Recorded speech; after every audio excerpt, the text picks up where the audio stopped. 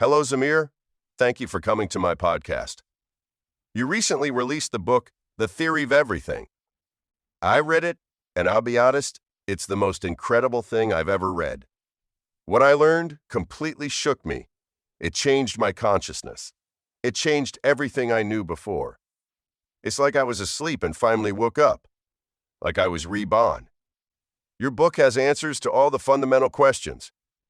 The theory of everything answers all the existing fundamental problems. It's unbelievable.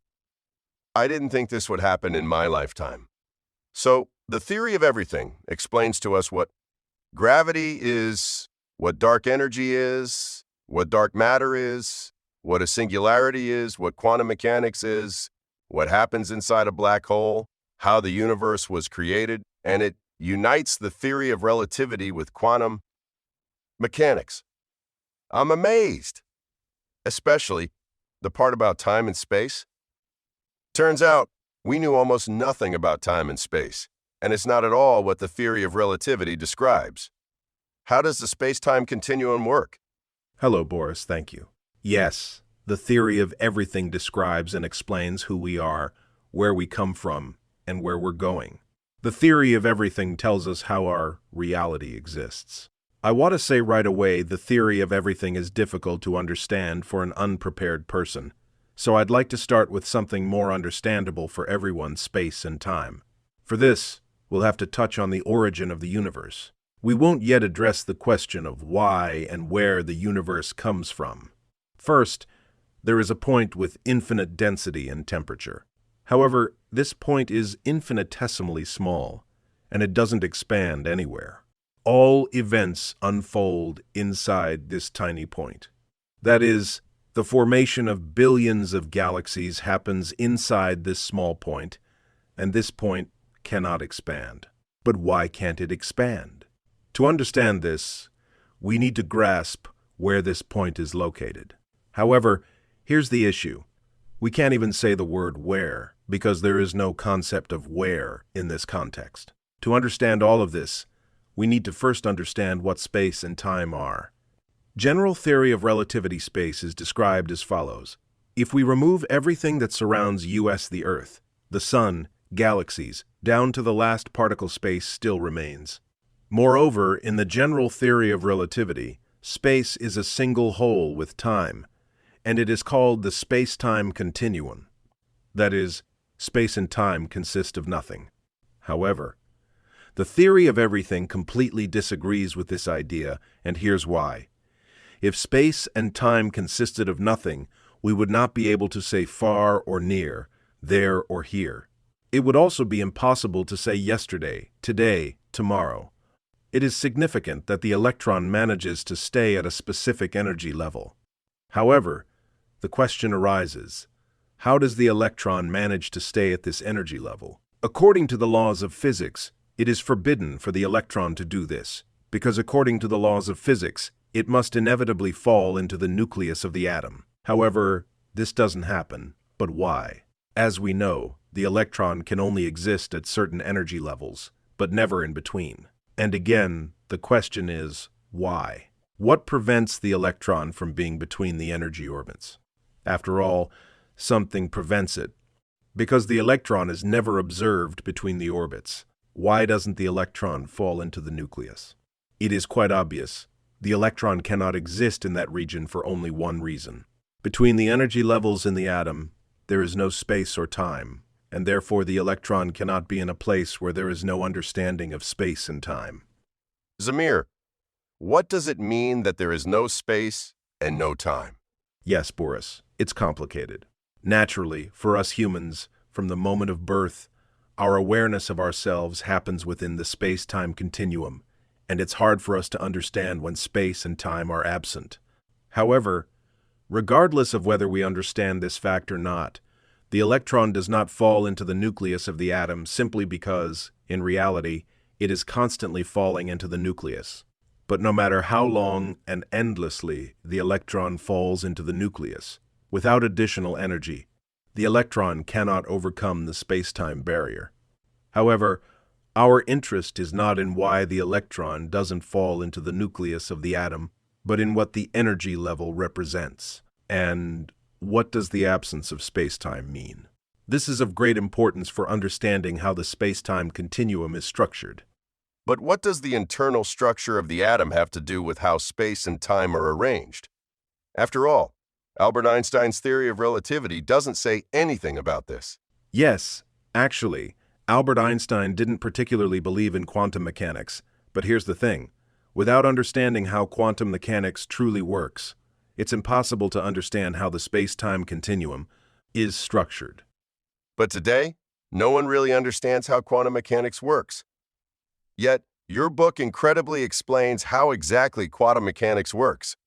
The theory of everything clearly points out and explains what underlies the very strange quantum world. It seems that because we don't understand how quantum laws work, there's no real understanding of what time and space are.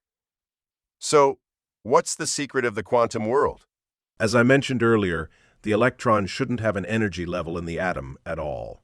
But if that were the case, talking about an atom would be pointless, because without an energy level for the electron, there wouldn't be an atom at all. Here's the thing. The electron can exist at its energy level thanks to virtual photons. However, the presence of the electron at that energy level is not absolute. That is, this situation can be explained like this. The electron exists at the energy level, but at the same time, it doesn't. That's very strange and hard to understand. How is that possible? Yes, it is indeed strange. Nevertheless, here's how it all works. These oddities arise solely because there is no space or time in this context. The electron appears when a force arises, meaning additional energy in the form of a real photon. Thus, the electron cannot fall into the nucleus, because there is no moment when time for the electron to fall into the nucleus occurs. Time itself is absent. When energy in the form of a real photon is supplied, the electron simply jumps to a higher energy level. A similar event happens inside a proton in the atomic nucleus, with the difference being thaw. Interactions occur between quarks and gluons. Where do these virtual photons come from? And how does all of this relate to time and space? To understand where virtual and real photons come from, and in general, where all fundamental particles and forces come from, we need to delve into quantum mechanics. But here's what's also important to know. Virtual photons are an integral part of our reality, just like real photons. If you recall the famous debate between Albert Einstein and Niels Bohr, paradoxically, Einstein was right. Even though the results of the famous Bohr inequality experiment, which, as you know, were resolved in Bohr's favor, showed the opposite. The thing is, everything is indeed predetermined. In the universe, the past, present, and future all exist simultaneously, and time, just like space, is simply an illusion. We receive energy both from the past and the future in the present. The flow of energy from the past we receive inside the proton in the form of quarks and gluons, and at the same time, in the present, we receive a flow of virtual photons. However, virtual photons are not truly virtual at all. They are, in fact, quite real. When we observe the nearby Andromeda galaxy, which is 2 million light-years away from us, we are actually observing events that happened 2 million years ago. But here's the thing. The photon that was emitted 2 million years ago and traveled 2 million light-years to reach us didn't actually travel 2 million light-years. It didn't need time, and it didn't need space to get to our eyes. As soon as the photon was emitted, it instantly appeared in our eyes. That is, the photon spent 0 time crossing this vast distance. Think about this. An event that took place 2 million years ago and an event that is happening right now occur in the same moment, that is, simultaneously. This can only mean one thing. The past, present, and future are simply illusions. Moreover, time, like space, is also an illusion. Incredible! I'm just in shock. How is this even possible? Please explain how this all works and how we experience ourselves right here in the present moment. And also, how does the photon overcome its own speed of light? There's this opinion that in the universe, everything is relative, except for the speed of light. Here's the thing. The established speed of light that we know doesn't truly reflect the actual speed of light. We know that no matter how fast we move, the speed of light remains constant until we reach the speed of light. I'm not talking about how infinite mass prevents us from doing that. I'm talking about how space-time itself ceases to exist at that point. From that moment on, without quantum mechanics, we can't move further. I mean, based on our reality lies the quantum world, and without fully understanding this world, we won't be able to understand how our reality, our universe, is arranged. I would like to ask a specific, direct question and get a specific answer. I'll tell you right away, I've asked these questions many times to scientists, and I've never been able to get an answer. They explain that there are no answers to these questions, and so I want to ask you. The first question that bothers me is, if the universe has a beginning, then it must also have an end somewhere. Let's imagine we have a spaceship, one that can travel through space hypothetically at infinite speed. We are already at the edge of the universe, and the last galaxy and the last star are behind us. The question is, what is next? I can't imagine what comes next. We would fly endlessly through an infinite darkness without any planets, stars, or galaxies. This was just the first question. The second question is, how can an electron be in two places at once? It doesn't make sense in my head. Does it really have this ability, or is it some sort of illusion? And in general, where do elementary particles come from? Especially the virtual particles, which seem to appear out of nowhere. So, how does the theory of everything explain all of this? Well then, I'll put an end to your suffering right now, and you'll get answers to your troubling questions. But seriously, you've raised very important fundamental questions, and in reality, only the theory of everything can answer these fundamental questions. Let me reassure you right away that, as you described, leaving the universe or reaching its edge is impossible. So, the universe doesn't have an edge? No, the universe does have an edge, but it's not at all what you might imagine. But let's go step by step. The thing is, simply flying off in some direction won't allow you to leave the universe, and it's impossible to see the edge of the universe. We've already discussed that the universe consists of pure energy, and beyond the universe, there are no fundamental forces or fundamental particles, and that's what we are made of. We've also noted that space and time are illusory. It would distort reality, and finding the edge of the universe is impossible. However, with the help of the theory of everything, we can bypass all these difficulties. The theory of everything tells us that time and space are an illusion. We've already explained this, and the theory of everything has shown us that the past, present, and future exist simultaneously. It has also clarified that concepts like near or far are spatial illusions. Armed with this knowledge, let's conduct the following experiment. Let's take a small piece of space and begin dividing it. We can divide space until we reach the Planck scale. At this level, we will discover a magnificent virtual world where fundamental particles and ephemerida, force carriers, appear out of nowhere and disappear just as quickly. However, the theory of everything tells us that nothing can appear out of nothing or disappear into nothing. So, everything we observe here is an illusion. In reality, space and time are not exactly what we think. This is due to the limitations of our biological and man-made sensors, which cannot grasp the essence of reality. In other words, we are constantly in a state of limited recognition of what is happening. This is why our reality is constrained to the present moment, or our spatial temporal perception. But events here occur at such high speeds that this reality is not accessible to our present moment, and for this reason, we refer to real photons as virtual ones. This is really difficult for me to grasp. My head is spinning, and it's hard to comprehend. I've gotten lost at some point. Can you explain it again, in a simpler way? Where do virtual photons come from? At the Planck scale, space is made up of Planck cells, also called voxels. It's here that photons constantly emerge from the future and immediately travel to the past. We perceive this state as time, But since we cannot trace the entire path of a photon because the future and the past are inaccessible to us, and even the present is something we grasp only with difficulty, we experience the photon's true state only as an illusion. In other words, if time were not intertwined with space, the concept of reality would not exist for us, nor would we exist. Space emerges because of our inability to capture the real photon. Instead, since one photon always replaces another, we perceive this constant exchange as an illusion of stagnation, which we interpret as space. Furthermore, our brain, through evolution, has adapted well and expertly distorts the true picture of reality.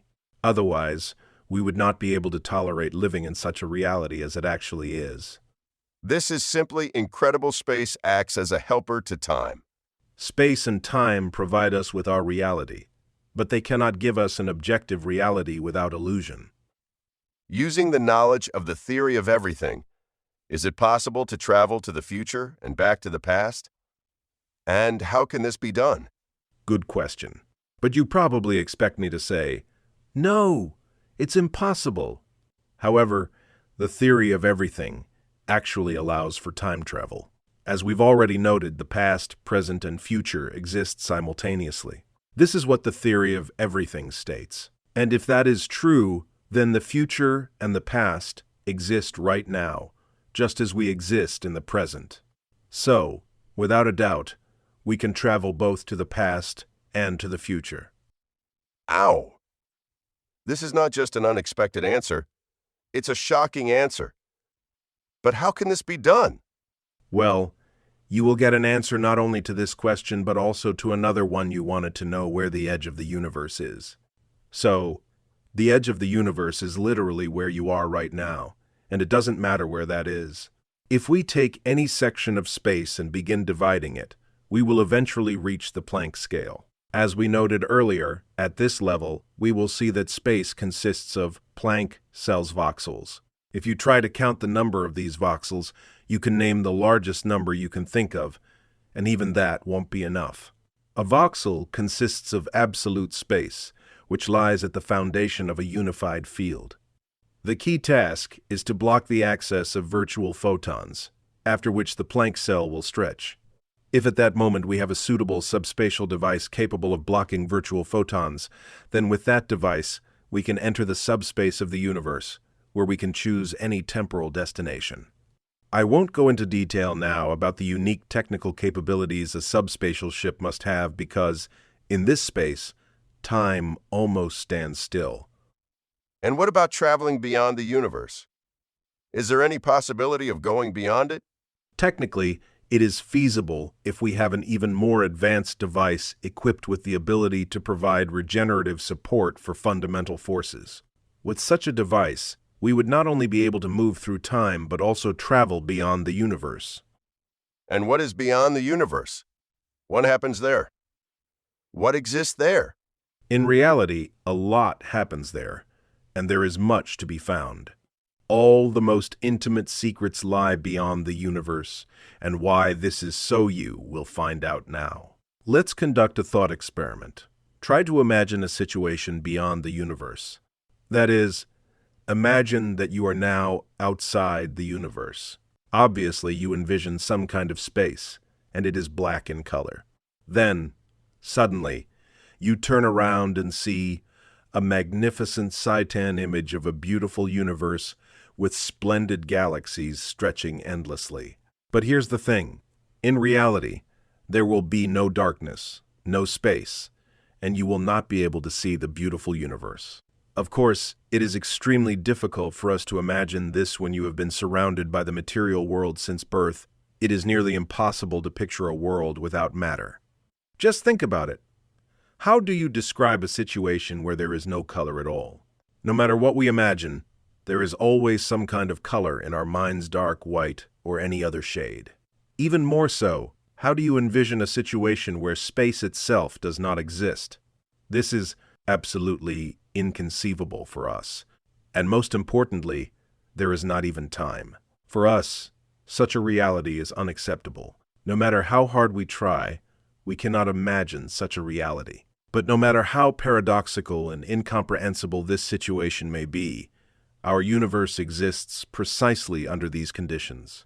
And if we suddenly find ourselves beyond the universe and want to look at it, we will not succeed, because beyond the universe, there is no concept of space or time, and certainly no photons, which are responsible for painting our entire reality. But does this mean that there is no reality beyond the universe?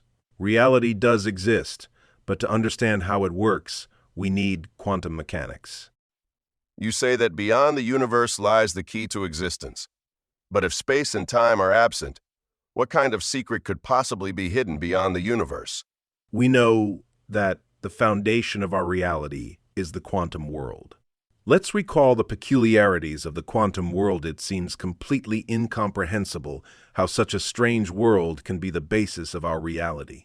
But thanks to these very peculiarities, our real world exists. I will not go into detail about them now, who are already well familiar with all this. I will only remind you of some of these peculiarities. The observer effect, quantum duality, quantum superposition of particles, quantum uncertainty, quantum entanglement, quantum tunneling, quantum discreteness, virtual particles, and so on. So, why is the world quantized? Why can fundamental particles and force carriers exist in multiple places simultaneously? Why can they be both waves and particles? Why does the entanglement of particles allow an effect on one to instantly reflect on the other, regardless of distance, without any time delay? The answers to these and other fundamental questions can only be found beyond the universe. And here's why. As I have already said, if we find ourselves beyond the universe, no matter how hard we try, we will not be able to detect or see our universe. But since we are already beyond the universe, let's imagine that we have a device capable of generating energy comparable to the energy of the Milky Way. As soon as we activate this energy, we will immediately detect our universe. However, here's the catch. We will not see anything familiar there. Will be no beautiful constellations or clusters of galaxies. However, we will see something, though it will be difficult to believe that it is our universe. There will be nothing resembling the universe as we know it. Instead, we will observe a very strange object that has no external parameters. That is, we will not be able to describe it as an object because it will constantly vibrate, and its disturbances will be so intense and blurred that describing it in any way will be impossible. But the strangeness does not end there, it only begins. The object will immediately disappear and reappear. It will be everywhere and nowhere at the same time. This strange situation is impossible to describe because the universe itself exists in a state of superposition. From quantum mechanics, we know that a single force underlies our reality. This unified force forms the unified field of our reality, and from this one force, all other forces and fundamental particles emerge. But what exactly is this force? That depends on how we observe it.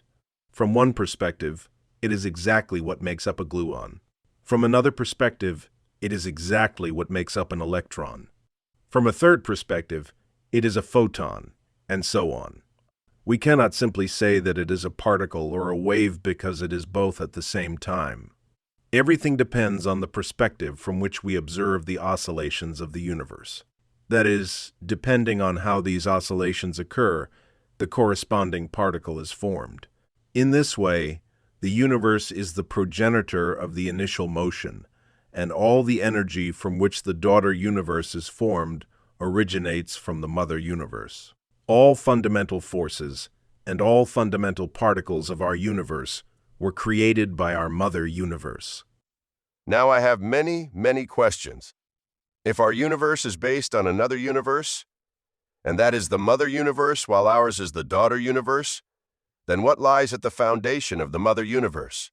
At the foundation of our mother universe lies its own mother universe, and this extends infinitely along the maternal line, just as it extends infinitely along the daughter line. I'm completely confused. If every universe is based on another, why do we talk about quantum mechanics? If the foundation of all universes is other universes, then how can quantum mechanics be the basis of our universe? Where, then, is the quantum world located? The unified field of the quantum world is defined by only one circumstance: the interaction of matter with absolute nothingness. Our brain is practically incapable of describing such a state. Even entropy does not help. This is precisely why I conceived the idea of an absolute field, a state where everything familiar to us is completely absent, where there is neither space nor time. The paradox is that our entire reality becomes possible only under such conditions, where the absence of space-time gives rise to concepts like superposition, uncertainty, tunneling, entanglement, probability, and quantization. I have more and more questions, and it seems like they are accumulating into an entire infinity. Don't you think that quantum entanglement of particles violates all the laws of physics? How can two particles, separated by a great distance, instantly know what is happening to the other? I am amazed at the speed at which this communication occurs. It's as if there is no distance between them at all. In reality, no communication occurs between entangled particles. Quantum entanglement clearly demonstrates the illusory nature of space and time. In fact, entangled particles are one and the same particle. I don't understand this at all. How can the same particle exist in two places at the same time? Well, then I will disappoint you even more. Here's how it really works. Everything that surrounds us, which we call reality, is nothing but a continuous illusion. Even the sun, which is warming us right now. Even the sun and the warmth it radiates. I completely understand that this is not easy to grasp, but nothing prevents us from seeing the true picture of reality and understanding how it works. And you are not alone in this. Here's what the theory of everything tells us about it. Everything we see in the universe is created by a single electron, a single photon, a single gluon, a single quark, and so on. The further we go, the more complicated it gets. And this seems completely impossible. How can a single electron manage to create all of this? That's truly impossible. Just in the sun alone, the number of electrons is countless. No matter how complicated it seems, let's make a mental effort and imagine this situation. We have no mass, and we accelerate to 99% of the speed of light. Suddenly, a photon flies past us, and we decide to chase it. Nothing prevents us from doing so because, like the photon, we have no mass. So, we catch up to the photon, and the moment we do, everything changes. It's as if we've jumped out of a bubble. What happened? Time simply ended a door. More accurately, time stopped, and space disappeared. That means the illusion vanished. However, the complexity lies in the fact that now you can't even say here, because the concept of here also does not exist. This means one thing: you are in superposition. In such conditions, a photon and an electron can comfortably exist. For them, being in superposition is normal. Thanks to this phenomenon, they form space and time for us. In other words, until we fix their position and start interacting with them, they do not exist for us at all. They are not bound to space or time, and, accordingly, exist outside of space and time. Only when we observe them do they become part of our reality. That is, only through interaction do they become entangled either with space or with time. We can then say for sure that they either become part of space or part of time. The many worlds interpretation is absolutely correct in stating that after measurement, quantum entanglement is preserved. However, the many worlds interpretation fundamentally misrepresents the structure of reality. The fact is that after measurement, quantum entanglement cannot go beyond our universe. All other states do not branch out into different universes. Instead, the entire system of superposition plays a direct role in forming the structures of the universe and is the progenitor of all events in our universe. I get it. You just have to imagine yourself in the place of a photon outside of time and space.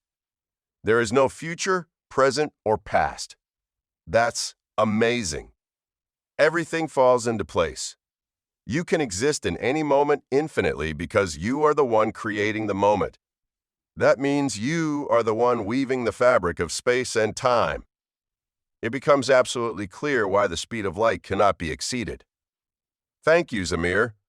I'm experiencing a phenomenal awakening. This is incredible.